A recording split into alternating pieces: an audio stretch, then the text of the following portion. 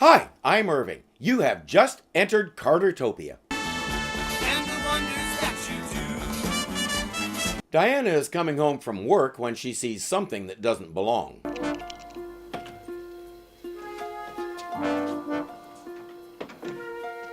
Obviously, they have no idea who they're messing with. Who are you? What are you doing in this girl's apartment?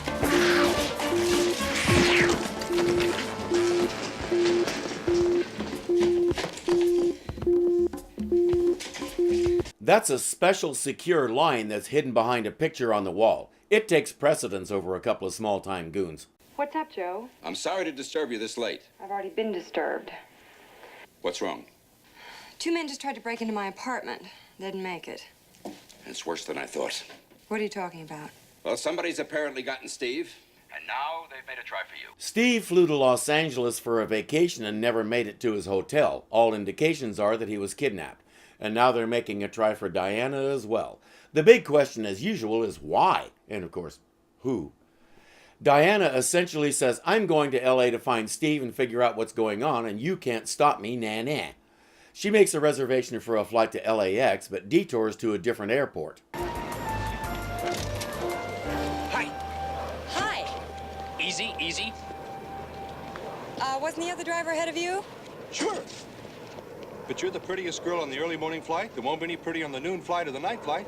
And I'm Pete, the driver. Where to? Thank you. Camden Hotel. Pete used to be a race car driver until an accident sidelined him. Diana likes him immediately. For that matter, so do I.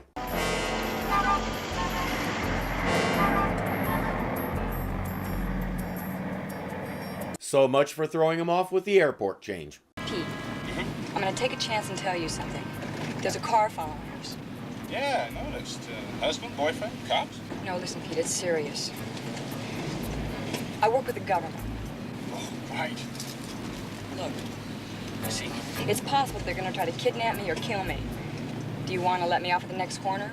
She's a good judge of character, and she's already learned the kind of person he is. Does she really think that's something he would do?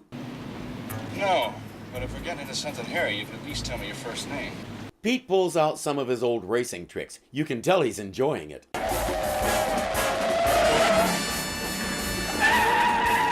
By the way, he knows how to do that. You don't.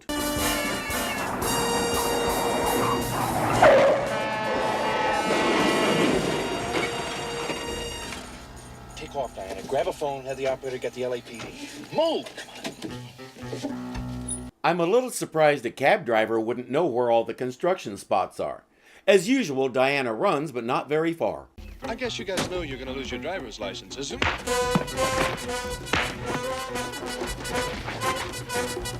So far, I really like Pete. He's a bit of old school like me. If there's a lady in distress, we'll do whatever we have to help.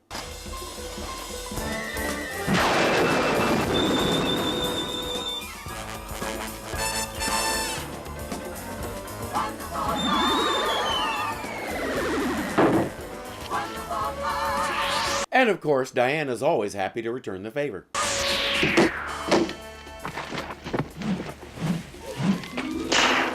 They're small time. They report to a Latino guy named Angel. That's all they know. I've got to go back up the hill and try to find my fare. She's a stand-up lady. Well, if you don't find her, why don't you drop off her luggage at her hotel and leave your card? I'm sure she'd like to see you get paid. Yeah, okay. I kind of feel like I let her down this time around. You took on 2 guys and held them off even though they had a huge advantage over you. That's not letting her down, dude. But if she needs any help, the car to tell her how to get a hold of me. Okay. What's your name? Wonder Woman. It all seems to fit together. Somewhere else in LA, someone is getting a report about the botched kidnapping. Not again. I can't figure it out. It's a replay of the mess in the girl's apartment in Washington. All right, Angel. I guess we'll have to bring in a professional. Twice they've gone after her. Twice Wonder Woman has come to the rescue. Maybe think about the possibility that Diana Prince has her own guardian angel and rethink this whole thing. It's a mistake keeping him alive. It's a mistake you'll have to live with. I don't understand. Why is he so important to you? A few years ago, he saved my life, risking his own doing it. You can call it old loyalty. Loyalty is for losers. Get out. Now. We have a mystery man and a pretty lady who owes her life to Steve. What's their game? Whatever it is, they've brought their professional to town.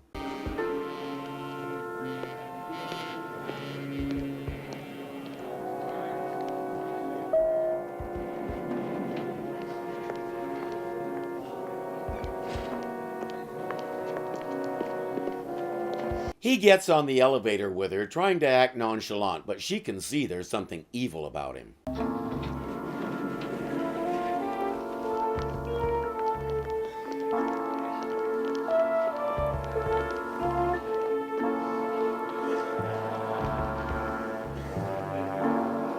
Good thing he's not being obvious about it. Hey, all right, miss. What's the hurry? Was somebody after you? Yes, he was, but... Hey, Jack, No, wait a minute. I can explain. My name is Diana Prince, and I'm with the Interagency Defense Command. yeah, well, I've heard of it, but... Okay, what can we do for you, miss? I'd appreciate it if you could just stay here while I make a phone call. First, she calls the local IADC office. Diana, where are you? Downtown L.A. I decided to take a cab directly over to your office, but a man in the elevator tried to intercept me. They seem to know what we're going to do before we do it. In scientific terms, that's called a leak. You might want to look into it a little deeper. All right, Diana. Give me your address. I'll have somebody bring you in. Better still, I'll come myself. Not just yet, John. What you said before is true. They seem to be ahead of us all the way, and I want to find out why. You're saying you want to stay out in the cold. He understands spy talk like out in the cold, but he doesn't understand spy talk like leak. Got a call from Joe Atkinson only a few minutes ago. Somebody put a plastic bomb under the hood of his Carpety father with the help of the Washington, D.C. bomb squad. I see. I'll call you back in 3 hours. Why are these guys targeting the IADC? That's one thing we still don't know. Her second call goes to a new friend. Oh, wait a minute. Oh, phone's ringing. Just a minute. Hello? This is Diana Prince. Remember me? How could I forget? You told Wonder Woman that you'd give me a hand? Absolutely. Well, what I'm going to ask you to do could be very dangerous. Look, before I was a driver, I was a Marine. Where you at?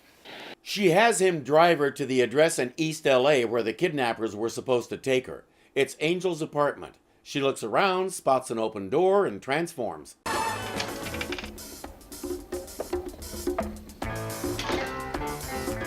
Oops, wrong door.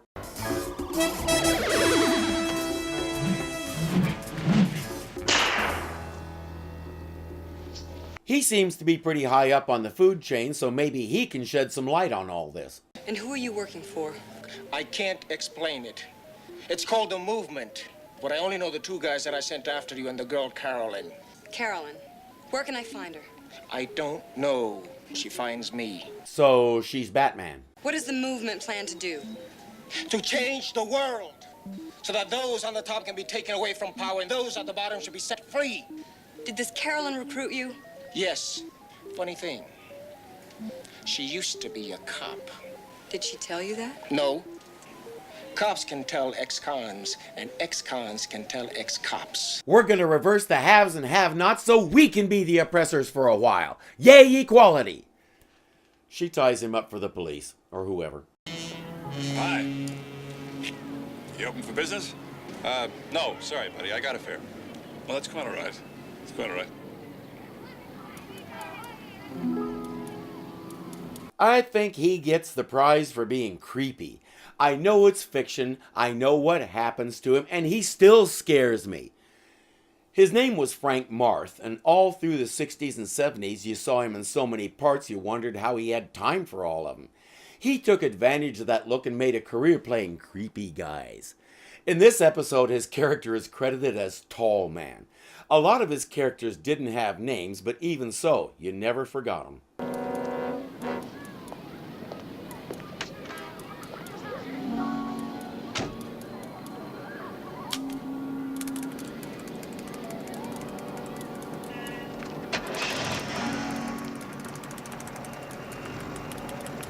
That is a long pistol shot, especially with a silencer on. His accuracy isn't going to be worth a handful of nothing.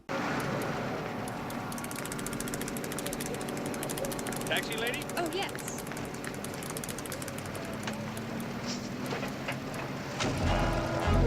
He hops in his car and follows the cab. For the next few hours, I need a place to stay until I can find out some things, my people can find out some things. Well, listen, Mrs. Garcia's got an extra room, and Ted and I are right upstairs. She had a boarder for a while, so there's a phone there. Ted, your son? Yeah. He's 8, but he's big for his age. It's just one thing, he can't talk.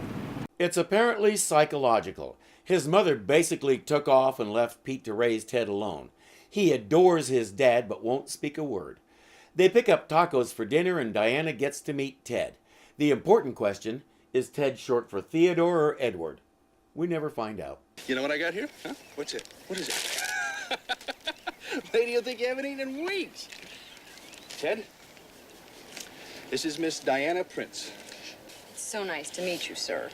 Would you like to take this bag in? You like tacos? Why don't we go eat? Tall man notes where they're staying and reports to Carolyn. So you've located the driver's house. Yes. But I gather she's the only one you want taken out. Now, I can't leave any witnesses. And you want your money now? No. I had a bit of bad luck in that I missed her. But I'll trust you until the job is completed. It must be done by tomorrow night. It will be. Sure it will. She's already eluded you twice. Just admit she's better than you. Meanwhile, at IADC headquarters, something called Intersect is looking for possible suspects. Intersect trace Carolyn Hamilton, born 3/16/52 in San Francisco.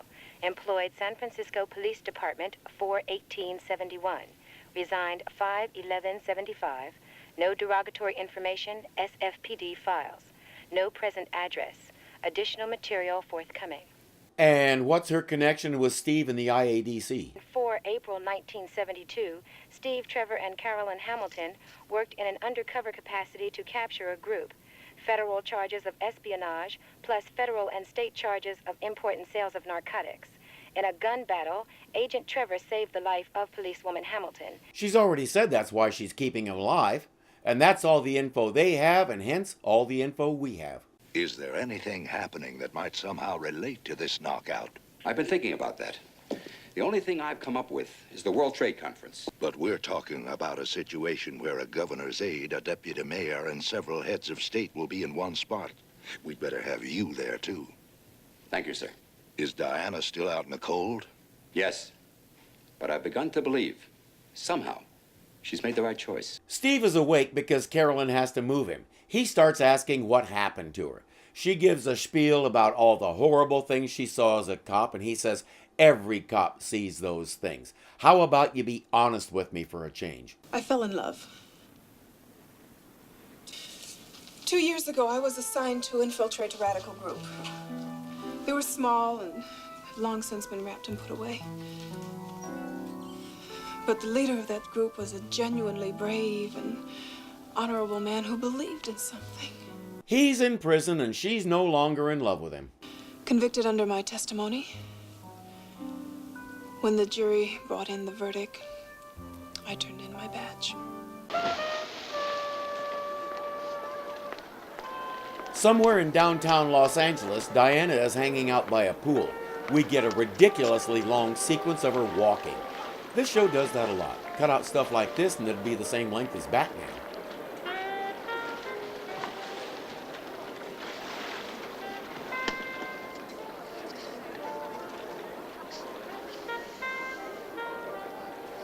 Worth the wait. Diana, I don't think you've met my assistant agent in charge, Tom Baker. Hi. That's Doctor Who? We just got the address of a rented apartment in the Los Feliz area. You want to join the raiding party? Raiding party? Listen, if there's any chance at all that Steve's alive, the last thing we need is a raiding party. Listen, if there's just one chance to save Steve, I want it.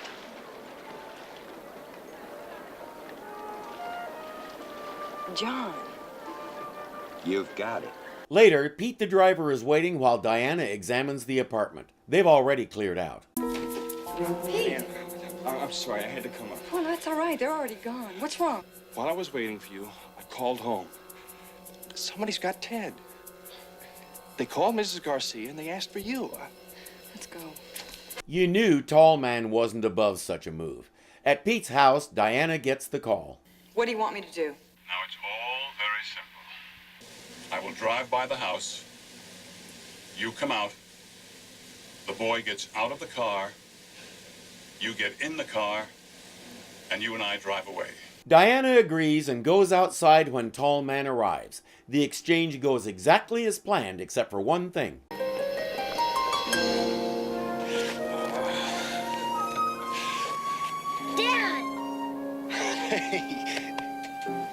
He spoke. What? I said he spoke. He's been silent all his life. And he just called out to his dad. Tall Man, you did a wonderful thing while trying to be a cold-blooded murderer and kidnapper. One more good deed and they'll kick you out of the bad guys club.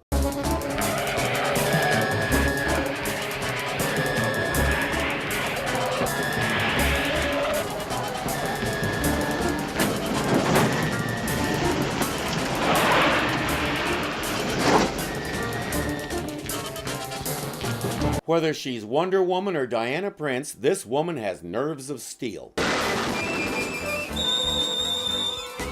Wait a second. Show me the change when she was rescuing Pete the driver.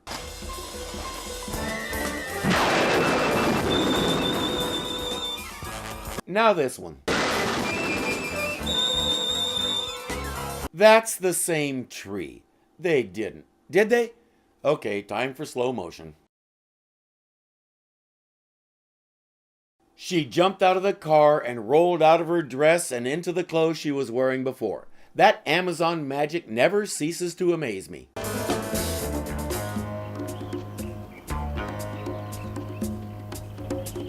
Looks like it's bullets and bracelets time.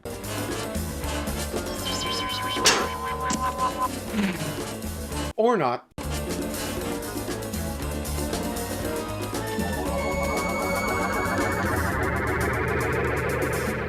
Tall Man is out of the picture. Diana can finally come in. Steve's plane arrived at 11:15 on Wednesday, flight 628.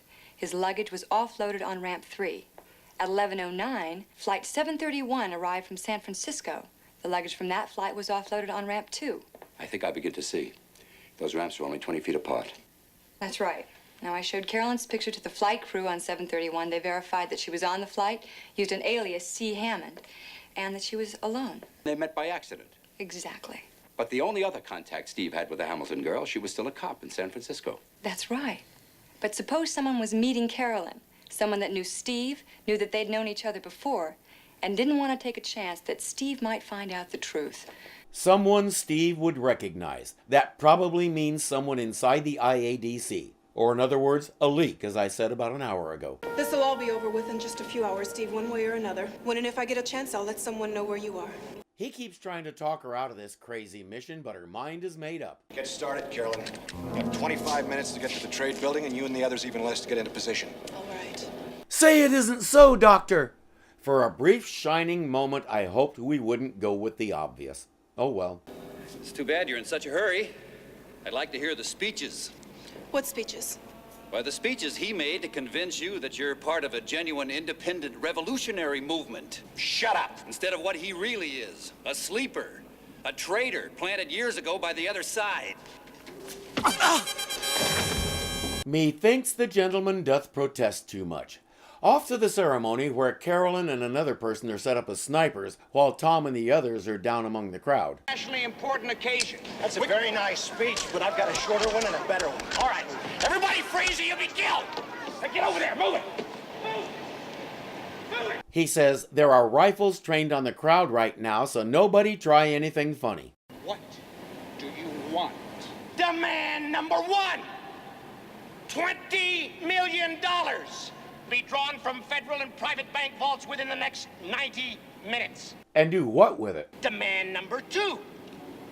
A private jet for which we have the crew to be serviced at Los Angeles International Airport. All right, hold your fire, hold your fire. He doesn't think it matters. Little does he know. At least it's a different tree this time.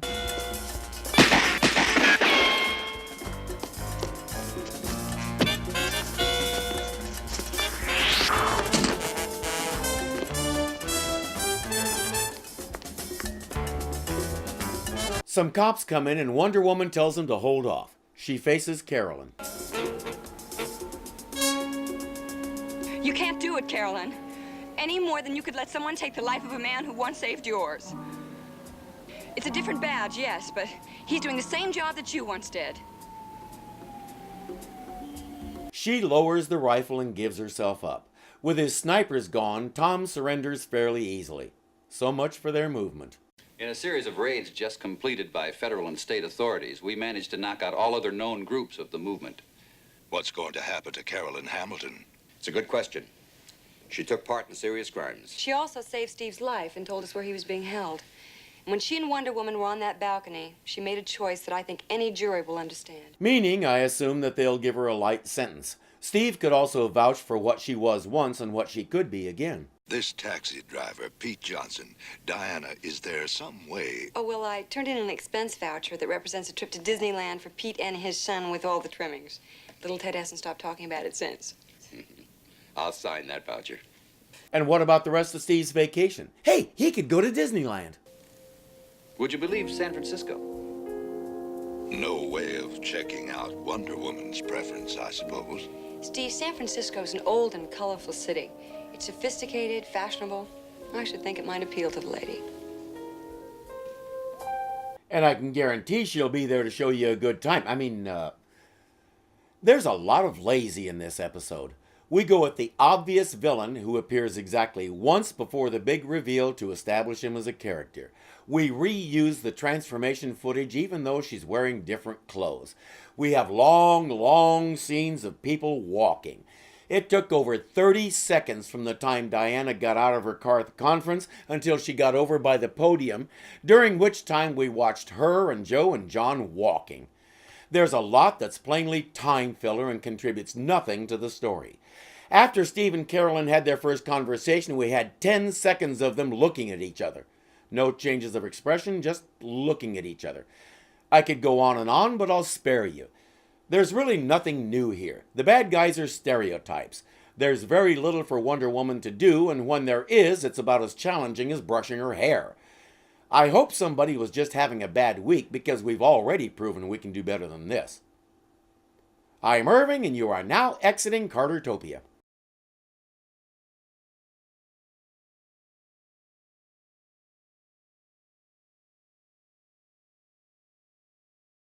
The big question, as usual, is why? And, of course, who? Dave... Her name is Diana, not Dave. I'm Dave.